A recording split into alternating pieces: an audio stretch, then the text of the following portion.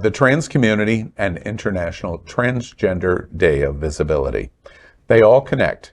Trans community fears backlash and hate over Nashville shooting on the eve of Transgender Day of Visibility.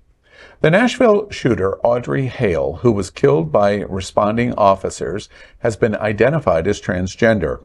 This marks more than 350 children killed by gun violence and more than 130 mass shootings in 2023 through International Transgender Day of Visibility. That is more mass shootings than days so far this year. The shooting comes on the eve of the Transgender Day of Visibility on March 31st, a day to celebrate the transgender community and raise awareness of the challenges that they face. The Nashville shooter, Audrey Hale, who was killed by responding officers, has been identified as transgender, which makes the timing very difficult. Hale, 28, identified as a transgender male named Aiden, and the shooting happened right before the Transgender Day of Visibility. Aiden's family and friends are shocked and saddened by the news. They say that Aiden was a kind and loving person who never showed any signs of violence. The shooting is a tragedy for the city of Nashville and its entire community and the transgender community. It is a reminder of the political motivation and the violence that transgender people face on a daily basis. Much of the focus on Aiden has been radical GOP conservatives and evangelicals that blame gun violence on trans health care and other related issues. Apparently, not the crisis of guns. Congressman Marjorie Taylor Green tweeted that it was trans health care that is the problem, not guns, and that the leadership of the trans civil rights organizations across America today, because of that and other issues, warn of the significant potential of a dramatic increase in violence against the transgender community. On Transgender Day of Visibility, we remember the transgender people who have been killed and injured in violence. We mourn those lost in Nashville. We also celebrate the transgender people and community who are living their lives openly and proudly and face unprecedented levels of hate and violence in America. To discuss these issues, we have South Florida Gay News community editor John Hayden. We also welcome Matteo Ventura Bruer, the executive director of the nonprofit advocacy organization Aqua Foundation, and Matteo is trans. Thank you both. You're joining us here on Queer News tonight, this evening. Nashville, any first thoughts about what we learned and what we're watching in the world in their comments about trans community and gun violence? Well, I think the first thing that we have to acknowledge, it's a tragedy on multiple levels for multiple families, no matter who the shooter was, no matter how it happened. There are families that are mourning, and this is an absolute tragedy. As to the part of it being a school shooting, it won't be the last. A state lawmaker or a Board of Education person, I don't know, someone in the state's Board of Education has said that we won't fix this because guns are not a problem that needs to be fixed, and didn't even acknowledge it. For the trans community should be scared, because they're already being egregiously attacked legislatively, politically, physically, and now this is going to give people who are already crazy, but were right on the border of acting crazy. This is going to be the match that lights their haystack. Yeah, and I think it's important as well to acknowledge that trans people are people at the end of the day, capable of horrendous things, also for the majority part, good, decent people. Just like any other demographic, I think no group is a monolith, and you're never going to be able to blame one thing on what's happening or what has happened.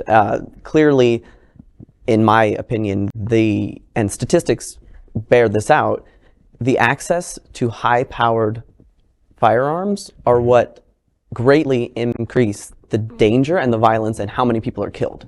if we just look at the United States in the past, several decades, when the ban on automatic assault rifles was lifted, these shootings became much more deadly and much more frequent.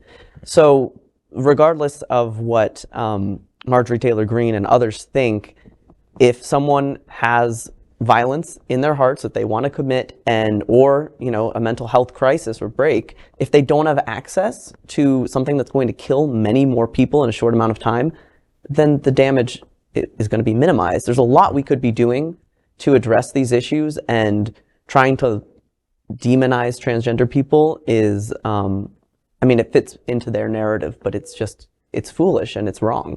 Matteo, I have to ask you, when you first heard the news, wherever you were and heard the news first about the shooting, but it was not long after the news of the shooting breaking that they believed it was a transgendered person. What was your first thoughts? What went through your head the first moments of you hearing that news? Yeah, the unfortunate, one of the first thoughts is we're almost desensitized to school shootings in the sense of they're so frequent and it's so upsetting, and the human body can only take so much. And it's especially fearful for me as a parent. I have a young child who's going to be entering public school in just a few months, and it's terrifying.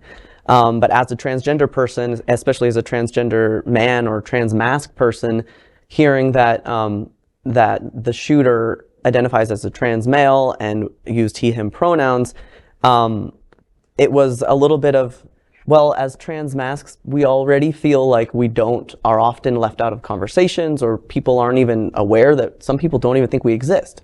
And definitely not to say that trans femmes have it easier because of more visibility. It's often the opposite. We certainly can enjoy some aspects of protection from not being as spoken about. And I think it's an irony, a cruel irony, that on Trans Day of Visibility, or this week that we really should be celebrating the people in the community who are visible and who are brave, we're becoming visible in a horrible way.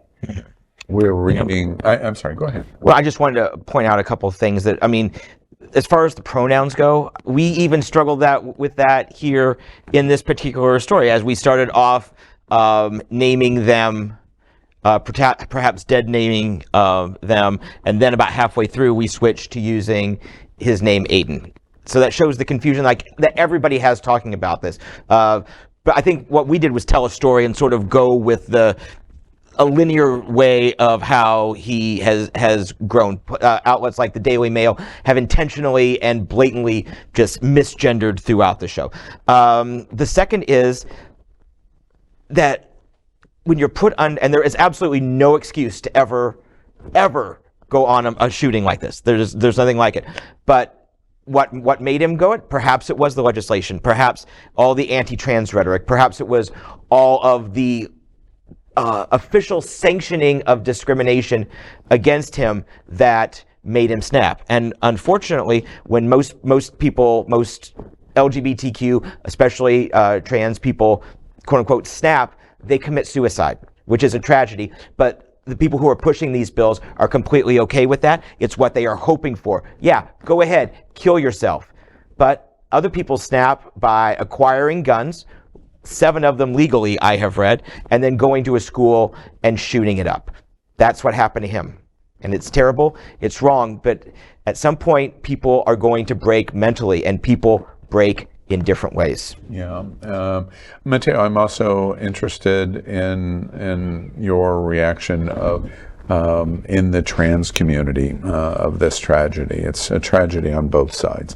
I understand later in the year, Aqua Foundation is going to come back with TransCon, and it's a very important opportunity to educate community on trans community issues and broad LGB and Q issues as it relates to trans. And so congratulations to Aqua for that commitment. But for the trans community, I know you don't speak for all trans people, but could you give us some perspective, both for the LB, G and the Q in our own community, and then our allies and broad community? What's going through trans South Florida psyche right now over this?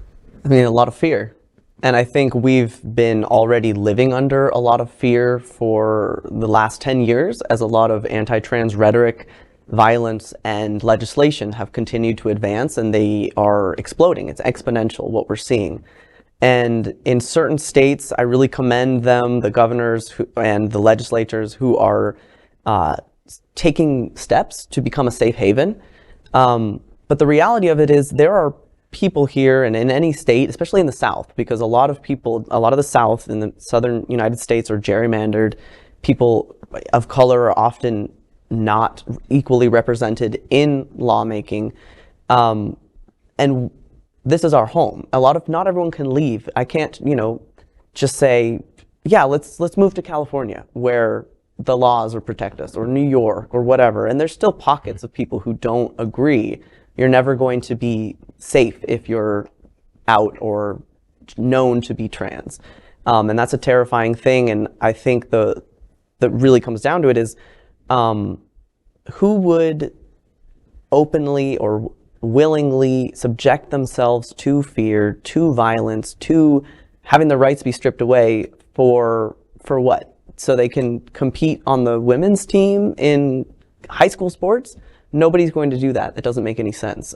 People who are trans, people who are queer of any way, just want to live their lives and just want to be able to be free. It's so interesting to me because I've never heard the parallel drawn that was so clear to me of trans and gay men, because significant age difference between the two of us, and you've just illustrated why would trans people go through this if they really were not who they were and wanted to be authentic.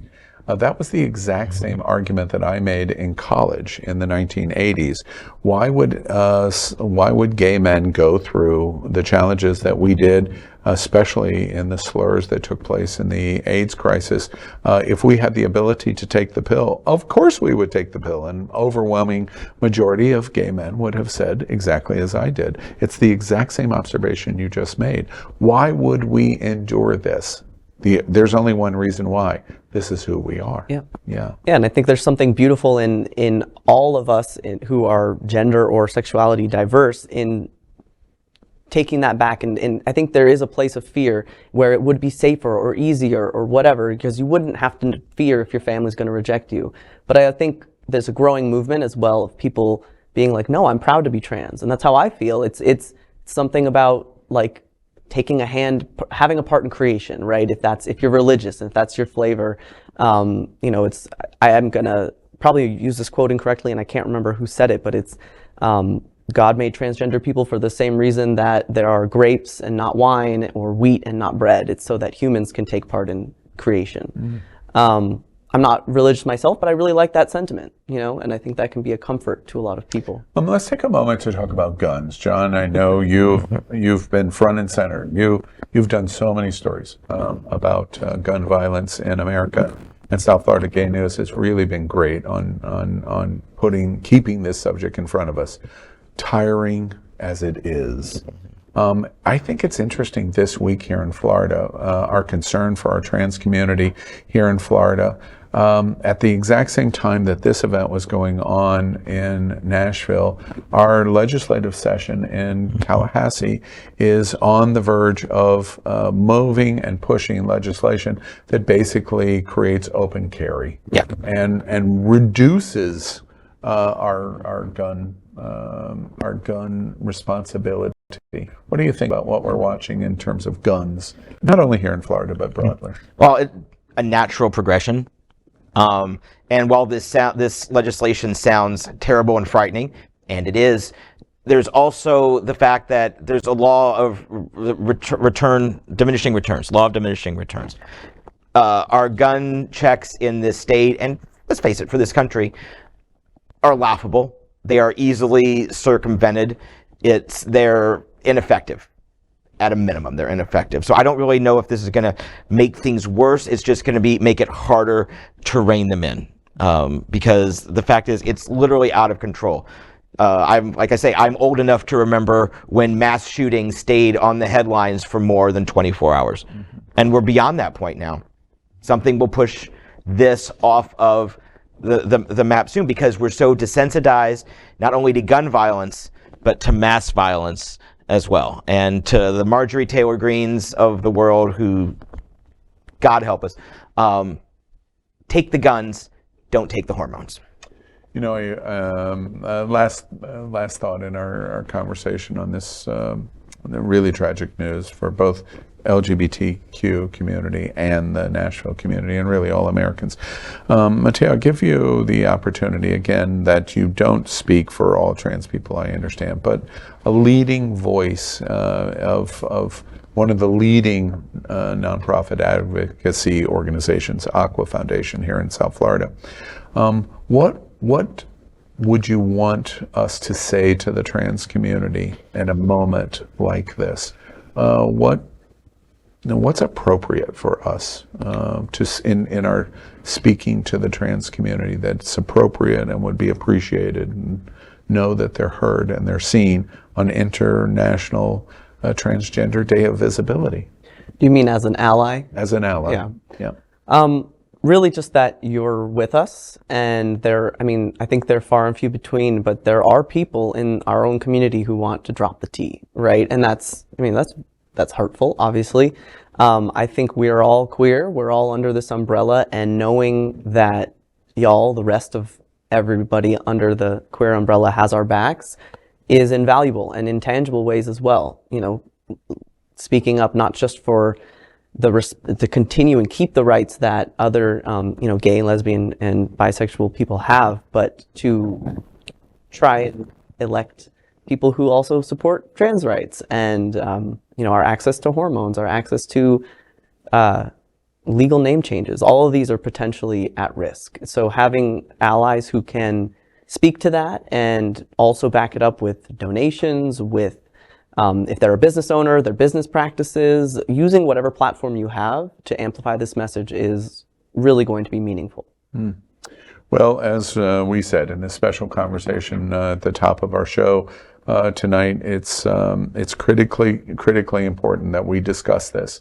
Matteo puts in front of us that even in our own LGBTQ plus community with allies, we wonder if we're doing a good enough job or voicing up enough support for our trans community. This is a week that we absolutely have to do, and Queer News Tonight brings attention to International Transgender Day of Visibility, and we bring attention to the mass shooting in Nashville, and tragic both for the potential for our trans community and all lumping all trans people into the same bucket, which is certainly not true for any segment of American society, but also for those people that lost in Nashville. And coming from a community that lost 49 in Orlando in 2016 at the Pulse shooting, we understand what Nashville is going through right now. LGBTQ plus news is vital for our community and for the broader world as a whole. We have enough enemies at Fox News. Tucker, Sean, and Laura are loud. We need passionate allies. Happening Out television network, Queer News Tonight, and It's Happening Out are literally out of the closet and into the headlines. Our community needs your support. Like this broadcast and subscribe now to ensure the growth of the entire LGBTQ plus community.